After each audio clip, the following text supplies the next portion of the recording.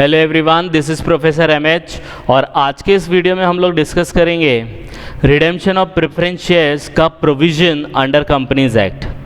Last video में हम लोग ने क्या देखा था कि प्रेफरेंस शेयर्स को इश्यू क्यों किया जाता है, क्या रीज़न है कि redeemable preference shares company issue करती है।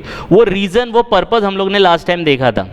अब हम लोग देखेंगे कि कंपनीज एक्ट में क्या प्रोविज़न है। इसका मतलब ये जो आप प्रेफरेंस शेयर्स को रिडीम करने वाले हो ना, रीपेमेंट करने वाले हो ना, तो इसको कैसे रीपे करना है, उसके क्या क्या रूल्स एंड रेगुलेशन है, क्या क्या चीज़ें फॉलो करनी है, वो चीज़ें हमें देखनी है। आई बात समझ में? अभी समझो आप ग्रेजुएशन करना चाहते हो, तो ग्रेजुएशन या सीए करना चाहते हो, आप सीए करने चाहते हो, एडमिशन ले लिया, रजिस्ट्रेशन कर लिया।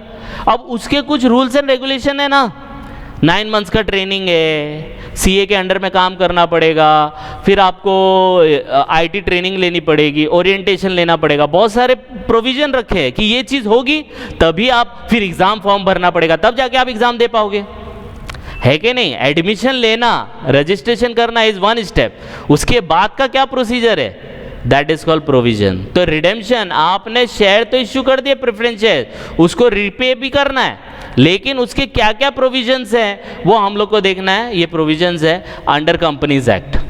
तो पहला प्रोविजन क्या है कि ये जो रिडेम्पशन ऑफ प्रेफरेंस शेयर्स है, ये हम लोग को देखना पड़ेगा सेक्शन 55 में। याद रखो, is very important from objective point of view कि redemption of preference shares is governed by, अगर आपको प्रेफरेंस शेयर्स को रिडीम करना है तो कौन सा सेक्शन देखना है, 55। 54 नहीं देखना है, कौन सा सेक्शन देखना है, 55 सेक्शन देखना है कंपनीज एक्ट का 2013 का। आई बात समझ में? फिर दूसरा एक चीज़ और याद रखनी है कि कंपनी है ना, इररिडीमेबल प्रेफरेंस शेयर ना इश्यू करे, कैन नॉट इश्यू इररिडीमेबल। मतलब इररिडीमेबल मतलब जिसको रिपे ना किया जा सके, तो रिपे ना किया जा सके ऐसे प्रेफरेंस शेयर इश्यू मत करो, ऐसे प्रेफरेंस शेयर्स करो जिसको आप रिपे कर सको। तो रिडीमेबल ही कर सकते हो, इररिडीमेबल प्रेफरेंस शेयर्स को आप इश्यू नहीं कर सकते। ये ट्रू फॉल्स में आता है, याद रखना। फिर रिपे कर सकते हो तो कितना टाइम, एक टाइम लिमिट होना चाहिए ना, 10 साल, 15 साल, 20 साल, 50 साल। तो कंपनीज एक्ट ने बोला है मैक्सिमम पीरियड इज 20 ईयर्स। आप 20 साल तक के लिए ही प्रेफरेंस शेयर को इश्यू करो, 21 ईयर्स के लिए मत करो, 22 ईयर्स के लिए मत करो। कर सकते हो, देयर आर प्रोविजन कि आप 20 साल के ऊपर भी रिडीम इश्यू कर सकते हो, लेकिन उसके कुछ रूल्स है वो फॉलो करने पड़ेंगे, वो हम लोग आगे देखेंगे। ठीक है, देखो आगे बताया गया है, period exceeding 20 years is allowed. 20 साल तक तो मैक्सिमम है, ये लिमिट याद रखो, लेकिन 20 साल के ऊपर अगर आपको करना है तो इंफ्रास्ट्रक्चर प्रोजेक्ट है तो उसके लिए ही अलाउड होगा। कंडीशन है उसका कि 10% आपको वो शेयर्स का 21st ईयर से रिडीम करना होगा। इंफ्रास्ट्रक्चर प्रोजेक्ट मतलब क्या होता है, जैसे ब्रिज बनाना है, बिल्डिंग्स बनानी है, उसके लिए अगर आपने मतलब प्रेफरेंस शेयर इश्यू किया है तो उसका पीरियड 20 साल से भी ज़्यादा हो सकता है। कंडीशन ये है कि 21वें साल से, 20 साल हो गया, 21 ईयर से 10% आपको रिडीम करना स्टार्ट करना पड़ेगा।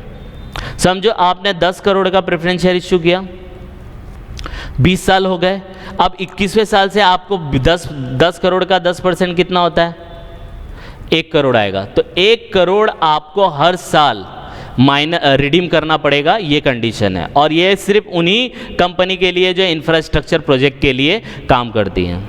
आई बात समझ में? यस और नो? फिर नेक्स्ट इसका प्रोविजन ये है कि फुल्ली पेड प्रेफरेंस शेयर्स को ही आप रिडीम कर सकते हो। फुल्ली पेड का मतलब क्या है, आपको पता है इश्यू ऑफ शेयर्स में ऐसा होता है, जो शेयर्स है समझो 100 रुपये का है, वो आपको 500 रुपये में पड़ा। कितने में पड़ा? 500 में पड़ा। तो 500 रुपया सामने वाले ने पूरा पे किया हो तभी आप 500 रिपे कर सकते हो। सामने वाले ने सिर्फ 400 रुपया पे किया है, 100 रुपया अभी भी बाकी है, तो वो शेयर्स को आप रिडीम नहीं कर सकते। इसलिए बताया गया कि फुल्ली पेड प्रेफरेंस शेयर्स को ही आप रिडीम कर सकते हो। आई बात समझ में? यस और नो? नेक्स्ट पॉइंट दिया गया है कि redemption can be out of, मतलब आपको ये रिडेम्पशन करना है तो पैसा देना पड़ेगा। तो आप क्या काम कर सकते हो, ये पैसा कहाँ से अरेंज करोगे? 10 करोड़ आपको रिडीम करना था, तो 10 करोड़ कहाँ से लाओगे आप? तो आप वो पैसा या तो नए शेयर को इश्यू करो, वो शेयर इक्विटी भी हो सकते हैं, वो शेयर प्रेफरेंस शेयर्स भी हो सकते हैं, वो शेयर्स नहीं होना चाहिए जो रिडीम करने वाले हैं।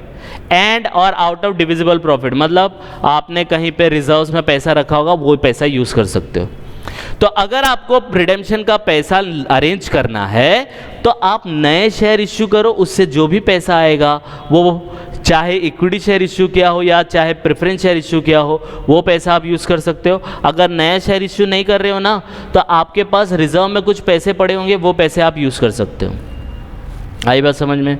यस और नो। और लास्ट पॉइंट जो बचा है कि प्रीमियम ऑन रिडेम्पशन क्या होता है।